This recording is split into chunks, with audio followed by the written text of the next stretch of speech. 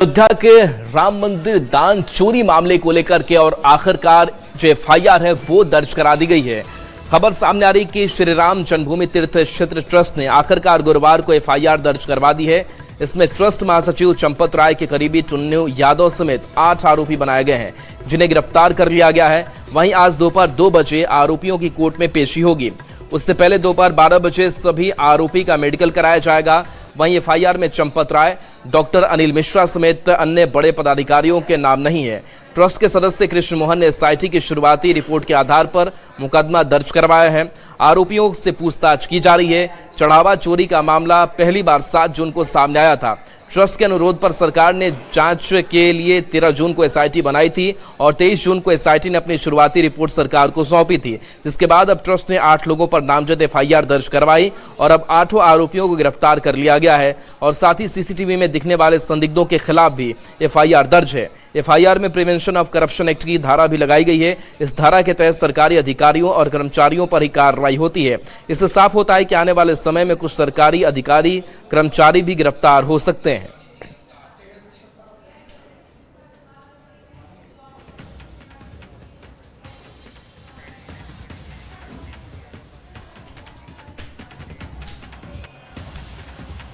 देखिए, चंपत राय का जो करीबी है इस मामले में गिरफ्तार भी किया गया और जिस तरीके से आरोप लगाए गए मामला कोर्ट तक भी पहुंचा है। और इन सब के बीच ये खबर सामने आ रही कि आरोपी टिन्नू यादव के घर न्यूज़ 18 टीम पहुंची तो उनके परिवार के कोई भी लोग सामने नहीं आए। वहीं मोहल्ले वाले भी कुछ बोलने से बचते नजर आए।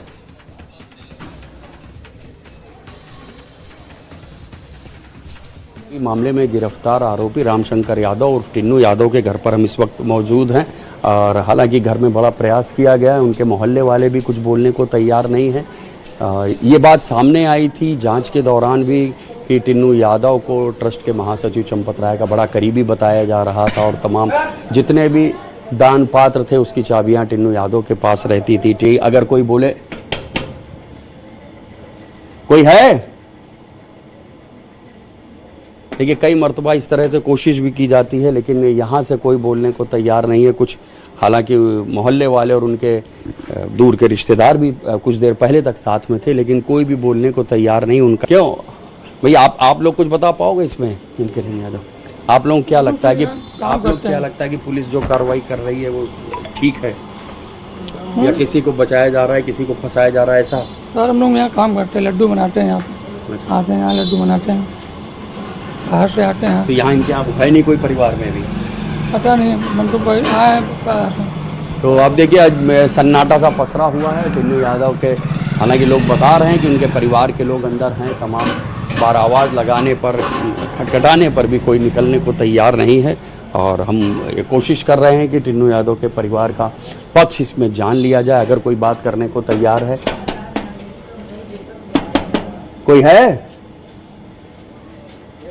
बिल्कुल वही जैसा कुछ देर पहले था माहौल अभी भी है, कोई भी यहाँ बात करने को तैयार नहीं। कैमरामैन अनिल के साथ ऋषभ त्रिपाठी, न्यूज़ 18 लखनऊ।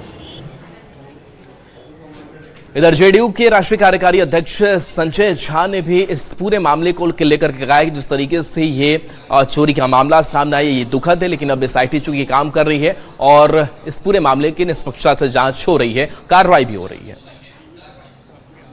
जगह है राम मंदिर, पूरे देश के लोगों का आस्था विश्वास राम जी में है, राम मंदिर में। जो भी ये किया है निश्चित रूप से बहुत ही मुझे जरूर लगता है कि जो सरकार है और जब ऑलरेडी कार्रवाई शुरू कर दी है, एक इंक्वायरी कमेटी बना दी, उस पर कार्रवाई होगी। इधर जेडीयू के प्रवक्ता नीरज कुमार ने क्या कुछ कहा है आपको सुनाते हैं। का केंद्र है, कोई धन उगाही का केंद्र नहीं था। ऐसी स्थिति में अब वित्तीय अनियमितता की अगर शिकायत आई तो तत्संबंधी कार्रवाई होना एक पक्ष है, लेकिन कार्रवाई को मुकाम तक पहुंचाना चाहिए। क्योंकि धर्म के नाम पर लोग श्रद्धा में पैसा देते हैं और उस पैसे का दुरुपयोग कोई करे, इसकी इजाजत तो नहीं दी जानी चाहिए। और देखिए सीएम सम्राट चौधरी को लेकर के बड़ी खबर सामने आ रही है, जहां पर लोक भवन पहुंचे हैं और राज्यपाल से मुलाकात सीएम सम्राट चौधरी की हुई है। राज्यपाल सैयद अता हसनैन से मुलाकात सीएम ने की है। सरकार और विश्वविद्यालय से जुड़े मुद्दे पर बातचीत की गई है। तो बड़ी खबर, जहां सीएम सम्राट चौधरी लोक भवन पहुंचे हैं, राज्यपाल सैयद अता हसनैन से मुलाकात हुई है। सरकार और विश्वविद्यालय से जुड़े मुद्दे पर बातचीत की गई है। शैलेंद्र हमारे साथ फोन लाइन पर है। शैलेंद्र, किन किन मसलों पर बातचीत हुई है राज्यपाल और सीएम के बीच? मुख्यमंत्री सम्राट चौधरी इस वक्त लोक भवन में मौजूद है और बिहार के राज्यपाल से उनकी मुलाकात चल रही है। माना जा रहा है कि औपचारिक मुलाकात है, लेकिन जाहिर सी बात है जब मुख्यमंत्री खुद वहां पर पहुंचे हैं तो उच्च शिक्षा और विश्वविद्यालय और सरकार से जो राजभवन के समन्वय की जो बात होती है, उन तमाम चीजों पर कहीं न कहीं इस वक्त चर्चाएं हो रही हैं, क्योंकि कई गंभीर मसले हैं राज्य के जिन पर बातचीत करनी होती है। साथ ही साथ विश्वविद्यालय संबंधी जो मसले होते हैं, उन मसलों पर भी जो राज्यपाल होते हैं उनकी सहमति की जरूरत होती है। तो इन मुद्दों को लेकर के मुख्यमंत्री सम्राट चौधरी इस वक्त लोक भवन में पहुंचे हैं और जो बिहार के राज्यपाल हैं अता हसनैन खान, उनसे उनकी मुलाकात इस वक्त चल रही है। जी चलिए, बहुत बहुत शुक्रिया इस अपडेट के लिए आपका।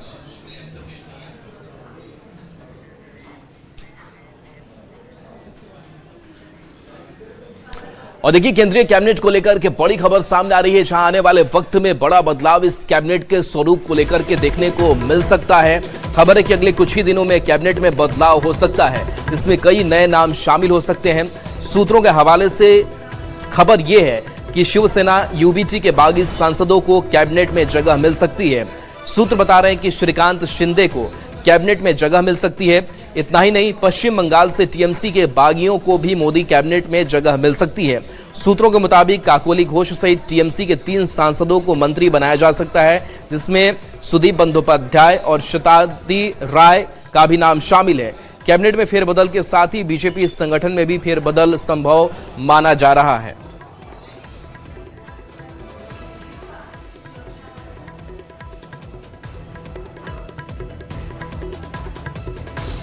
अब देखिए, यात्रियों की सुविधा के लिए रेलवे ने बड़ी पहल की है। बताया जा रहा है कई स्पेशल जो जोड़ी की ट्रेनें हैं वो चलाई जा रही हैं, जिस वजह से टिकटों की खरीदारी की जो आपाधापी है वो भी कम हो जाएगी और यहाँ लोगों को भी सहूलियत मिलेगी। बता दें कि पटना, अहमदाबाद समेत 5 स्पेशल जोड़ी ट्रेनों के फेरे बढ़ाए गए हैं। स्टेशन पर और ट्रेनों में लगातार भीड़भाड़ और यात्रियों की परेशानी को देखते हुए रेलवे की तरफ से ये फैसला लिया गया है, ताकि लोगों को परेशानी न हो।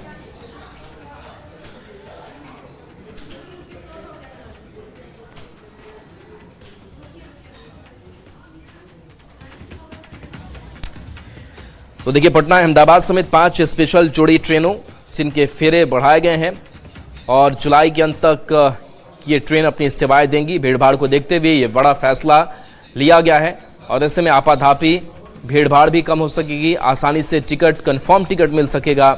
5 स्पेशल जोड़ी ट्रेनों के फेरे बढ़ाए गए हैं।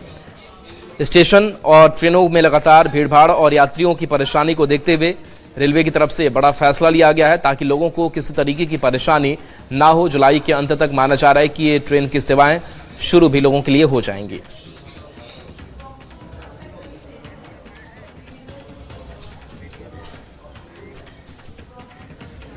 और देखिए, बेतिया से बड़ी खबर है, जहां पर ठनका गिरने से कुछ घर चपेट में आ गए हैं और यहां पर अगलगी की घटना जो है वो भी सामने आ गई है। 3 परिवार का आशियाना खाक हो गया है। कड़ी मशक्कत के बाद आग बुझा ली गई है। लाखों रुपए की संपत्ति जलकर खाक हो गई है, जिसमें बुलेट, बाइक, स्कूटी, 3 साइकिल खाक हो गई है। घरेलू सामान और 2 खस्सी भी आग की चपेट में आ गए। चनपटिया के उत्तरी घोंगा पंचायत की घटना सामने आई है। तस्वीर आपको दिखा रहे हैं। 3 परिवार का आशियाना किस कदर खाक हो चुका है, चीख पुकार है और कड़ी मशक्कत की गई, तब जाकर के कहीं आग पर काबू पाया जा सका, लेकिन तब तक नुकसान काफी ज्यादा। बुलेट, बाइक, स्कूटी सहित 3 साइकिल खाक हो गई।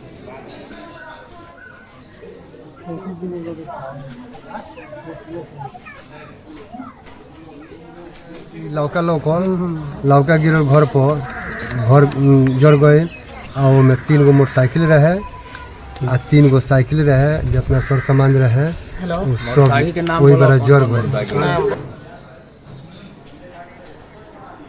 और देखिए, भारत के बल्लेबाज वैभव सूर्यवंशी के लिए आज एक खास मौका है, बड़ा मौका है। अगर प्लेइंग 11 की लिस्ट सामने आ जाती है तो इंटरनेशनल डेब्यू का मौका मिल सकता है। बता दें कि भारत के युवा बल्लेबाज और बिहार के लाल वैभव सूर्यवंशी आज बेलफास्ट में आयरलैंड के खिलाफ पहले T20 मुकाबले में डेब्यू करते हैं, तो उनके पास कई बड़े रिकॉर्ड अपने नाम करने का सुनहरा मौका होगा। सिर्फ 15 साल की उम्र में टीम इंडिया तक पहुंचे वैभव ऐसे कई कीर्तिमान बना सकते हैं। महज 15 साल की उम्र में अपनी बल्लेबाजी से ऐसा कोहराम मचाया है कि चयनकर्ताओं को उनके टीम में जगह के लिए मजबूर होना पड़ा। आज उन्हें खेलने का मौका मिलता है तो वैभव सचिन को पीछे छोड़कर भारत के लिए खेलने वाले सबसे युवा क्रिकेटर बन जाएंगे। वैभव इंटरनेशनल डेब्यू से पहले ही क्रिकेट जगत में तहलका मचाया है। उन्होंने 14 साल की उम्र में IPL डेब्यू किया। गुजरात टाइटंस के खिलाफ सिर्फ 35 गेंदों में शतक जड़ा। इसके साथ साथ IPL 2026 में 778 रन बनाए और सीजन के अंत में 5 व्यक्तिगत अवार्ड अपने नाम किए। आयरलैंड में आज शाम के 7 बजे मैच खेला जाना है।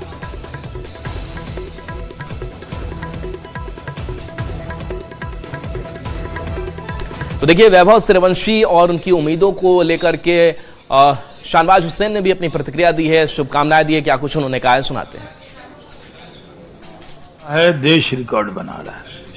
हम बिहारियों के लिए गर्व की बात है कि बिहार का बेटा वैभव सूर्यवंशी आज दुनिया में सबसे कम उम्र का खिलाड़ी जो इंटरनेशनल मैच खेलेगा, और हमें यह भी मालूम है कि वो और भी सारे रिकॉर्ड तोड़ देगा। तो बहुत शुभकामना देते हैं, दुआ करते हैं कि वो बहुत अच्छा खेले और भारत का नाम ऊंचा करे, बिहार का नाम ऊंचा करे, समस्तीपुर का नाम ऊंचा करे। सचिन तेंदुलकर के रिकॉर्ड को भी आज तोड़ देंगे अगर उनका डेब्यू होता है। देखिए, ये देश के लिए बड़ी खुशखबरी है कि वैभव सूर्यवंशी जो बिहार का बेटा है, समस्तीपुर का बेटा है, ताजपुर का बेटा है और देश जिसको प्यार करता है, आज वो पहली बार खेलेगा इंटरनेशनल मैच और सचिन तेंदुलकर का भी रिकॉर्ड, कम उम्र के खिलाड़ी का रिकॉर्ड तोड़ेगा। पूरे बिहार में खुशी की लहर है, पूरे देश में खुशी की लहर है और हर युवा को लगता है कि 15 साल का बच्चा आज देश का स्टार है, देश का हीरो है। और देखिए, पुणे से बड़ी खबर है जहां पर केतन अग्रवाल मर्डर केस में बड़ा खुलासा हुआ है और खबर सामने ये आ रही कि पुलिस की पड़ताल में सामने आया है कि हत्या की साजिश वारदात से एक दिन पहले ही रच दी गई थी। आरोप है कि 17 जून की शाम को कोंडवा इलाके के कैफे में आरोपी सिया गोयल और चेतन चौधरी ने मुलाकात कर हत्या की पूरी प्लानिंग तैयार की। यहीं पर कथित तौर पर कोडवर्ड तय किए गए और वारदात को अंजाम देने की रणनीति बनाई गई। अब उस कैफे का वीडियो और घटनाक्रम सामने आया है जहां बैठकर इस सनसनीखेज हत्या की नींव रखी गई थी।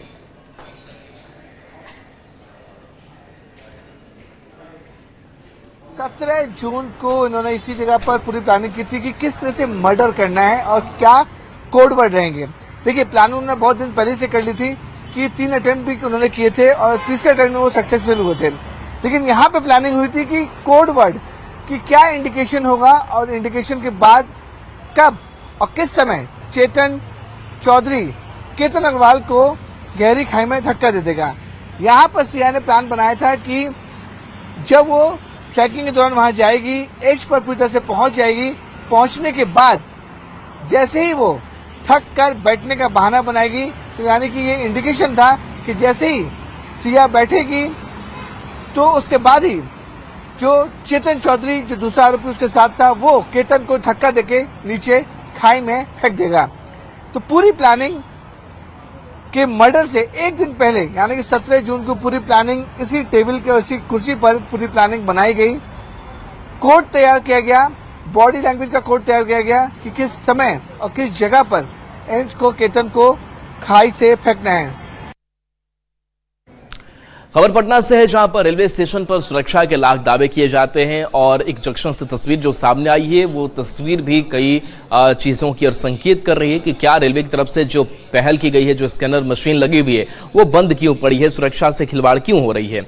एयरपोर्ट की तर्ज पर पटना स्टेशन पर स्कैनर मशीन लगाई गई थी, यात्रियों के सामान की जांच की जा रही थी, लेकिन अब वो बंद है और यात्री ऐसे ही जा रहे हैं। हमेशा सुरक्षा के दावे किए जाते हैं कि सुरक्षा सख्त होगी, कहीं कोई चूक नहीं होगी और इसके मद्देनजर हमेशा कुछ ना कुछ नया किया जाता है। और उसी के मद्देनजर यहाँ पर स्कैनर मशीन भी लगाया गया ताकि जो भी यात्री सामान लेकर आए बिल्कुल एयरपोर्ट की तर्ज पर यहाँ जांच होने के बाद ही उन्हें स्टेशन पर एंट्री दी जाए। और ये व्यवस्था शुरू भी हुई थी, जितने भी यात्री आ रहे थे उनके बैग की स्कैन करने के बाद ही उन्हें पटना स्टेशन पर एंट्री दी जा रही थी। लेकिन कुछ दिन के बाद ही ये पूरी तरीके से यहाँ जो व्यवस्था है वो बंद नज़र आ रही है। और आज देख सकते हैं कि बिल्कुल जो यात्री आ रहे हैं वो अपने लगेज को लेकर ऐसे ही स्टेशन पर जा रहे हैं, कोई जांच पड़ताल नहीं, कोई पूछताछ नहीं और स्कैनर मशीन बंद यहाँ नज़र आ रही है।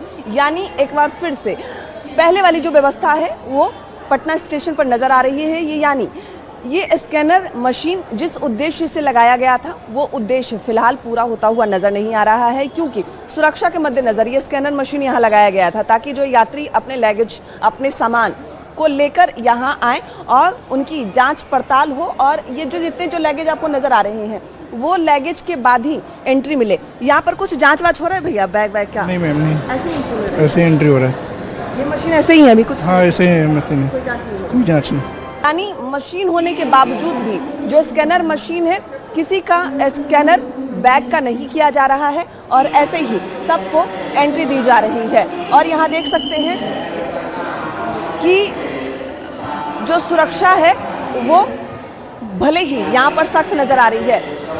सर, स्कैनर मशीन बंद है क्या? हाँ बंद है, कुछ आउट ऑफ सर्विस है, खराब हो गया है। मतलब खराब हो गई है। ऐसे ही अपने मोबाइल से ही वीडियो बनाकर चेक कर रहे हैं? मोबाइल से वीडियो बना रहे हैं? नहीं, उसको देख रहे थे आपके यहाँ। तो देखिए मशीन जो है वो ख़राब है और अभी ये बना भी नहीं है और ऐसे ही यहाँ पर जो एंट्री है वो लोगों को दी जा रही है। कैमरामैन मनीष जुनेजा के साथ विनीता मिश्रा, न्यूज़ 18 पटना। देखिए, भारतीय विदेश मंत्रालय ने साफ किया है कि पासपोर्ट नागरिकता का कोई वैध प्रमाण नहीं है। अब इस पर सियासी बहस छिड़ गई है कि अगर आधार कार्ड नागरिकता का प्रमाण नहीं है, बाकी और डॉक्यूमेंट्स नहीं, तो आखिर कौन सा ऐसा डॉक्यूमेंट्स है जो नागरिकता की बात करेगा।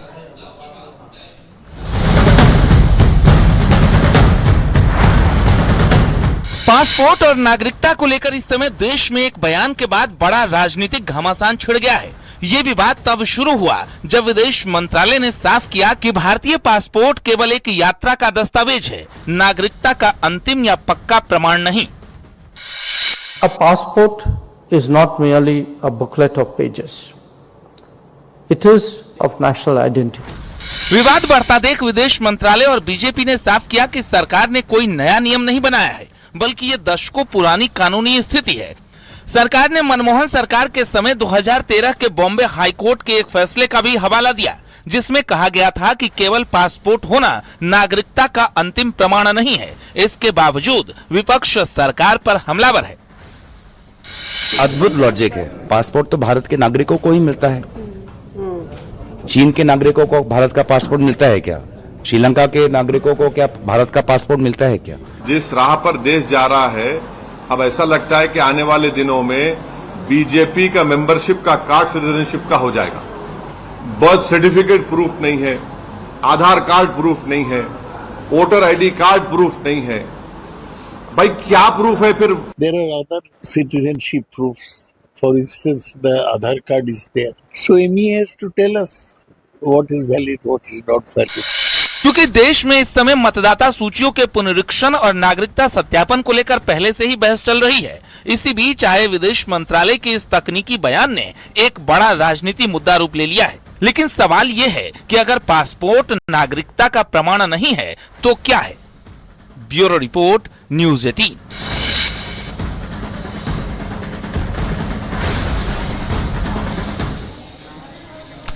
और देखिए, बिहार में स्वास्थ्य सेवा को लेकर के बड़े बड़े दावे किए जाते हैं, लेकिन एक चंपारण से, पूर्वी चंपारण से ऐसी तस्वीर सामने आई है जहां पर इस सुगौली प्राथमिक अस्पताल का हाल बदहाल नजर आ रहा है।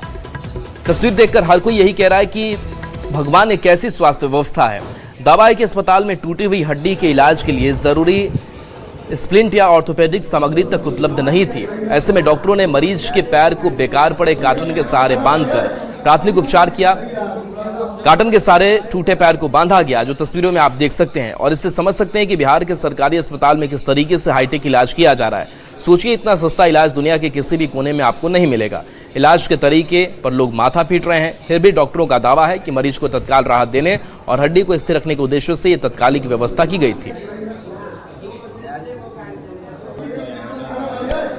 अब देखिए, सवाल भी कई है इस सरकारी अस्पताल को लेकर के, और सवाल यह है कि क्या ऐसी ही व्यवस्था के भरोसे अस्पताल चल रहा है, और सवाल यह है कि अस्पताल में इलाज के सामान्य संसाधन तक क्यों नहीं है, और सवाल यह भी है कि सरकारी अस्पताल में जुगाड़ के भरोसे इलाज आखिर कब तक चलता रहेगा।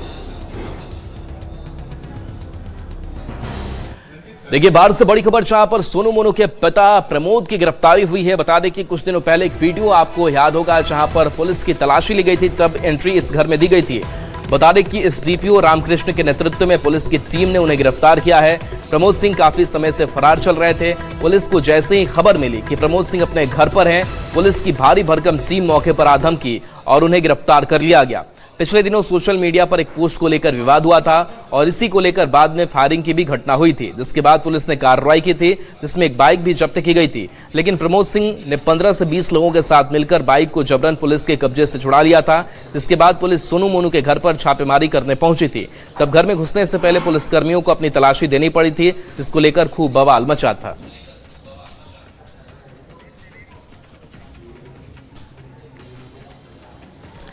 रांची रिम्स के पूर्व निदेशक डॉक्टर राजकुमार का एक पत्र और कुछ जो तथ्य हैं वो सामने आए हैं, और ये तथ्य काफी चौंकाने वाले हैं। त्यागपत्र देने से पहले स्वास्थ्य मंत्री को लिखा गया एक गोपनीय पत्र अब वायरल हो रहा है। बताया जा रहा है कि 8 जून को लिखे गए इस 22 बिंदुओं वाले पत्र में उन्होंने स्वास्थ्य विभाग पर मानसिक उत्पीड़न और लगातार दबाव बनाने जैसे गंभीर आरोप लगाए थे। वायरल पत्र में कुछ अहम बिंदुओं को हम दिखा भी रहे हैं। पत्र में उन्होंने दावा किया है कि गवर्निंग बॉडी की बैठक में उन पर अवैध भुगतान का दबाव बनाया गया और बाद में उन्हें पद से हटा दिया गया। उन्होंने शोकॉज, जांच और अन्य प्रक्रियाओं के जरिए लगातार परेशान किए जाने का भी आरोप लगाया। ज्यादा जानकारी दे रहे हैं संवाददाता गौरव झा। निदेशक के इस्तीफे के बाद राज्य में सियासी तापमान तो हाई है ही, इसके साथ साथ रिम्स निदेशक की एक पुरानी चिट्ठी भी वायरल हो गई है। रिम्स निदेशक ने इस त्यागपत्र से पहले यानी इसी महीने के 8 तारीख को स्वास्थ्य मंत्री को एक चिट्ठी लिखकर अपनी परेशानी जताई थी।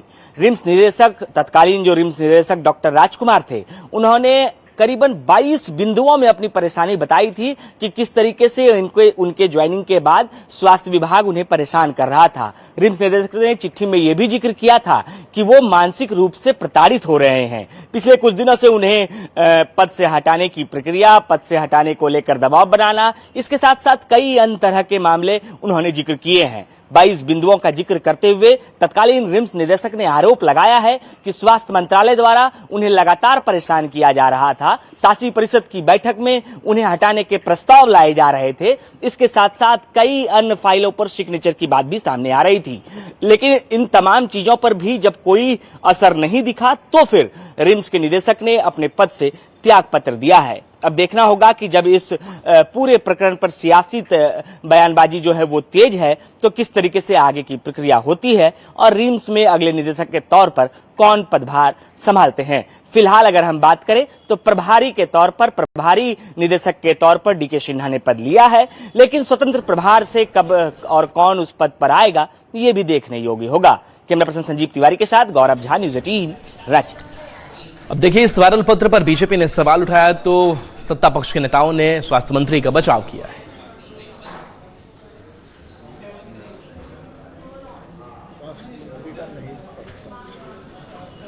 अब उसमें नहीं पटने के पीछे कई कारण सामने आए थे, और माननीय उच्च न्यायालय ने उन्हें स्टे दिया था, जिसके आधार पर डायरेक्टर साहब रिम्स में काम कर रहे थे। लेकिन अचानक ऐसी क्या बात हुई जो उन्होंने इस्तीफा दे दिया है। देखिए, सीआईडी की पूछताछ खबरों में हम लोगों ने भी पढ़ा, परंतु कई घोटाले के आरोप लगे थे, कई अनियमितताओं के आरोप लगे थे। सरकार तो, सरकारी मशीनरी तो जांच करेगी, और मैं समझता हूं उसी की एक कड़ी सीआईडी का पूछताछ, और पूछताछ मुझे लगता है जिस तरह से होती है उस तरह से हुई होगी। रिम्स एक प्रतिष्ठित संस्थान है और वहां जिस तरह से जांच की गई सीआईडी के द्वारा गलत तरीके से नामांकन को लेकर के, टेंडर प्रक्रिया को लेकर के, और ऐसे में रिम्स निदेशक का इस्तीफा दिया जाना, उनको जांच एजेंसियों के समक्ष स्थिति को स्पष्ट रखना चाहिए था। न्यूज़ 18 पर खबरें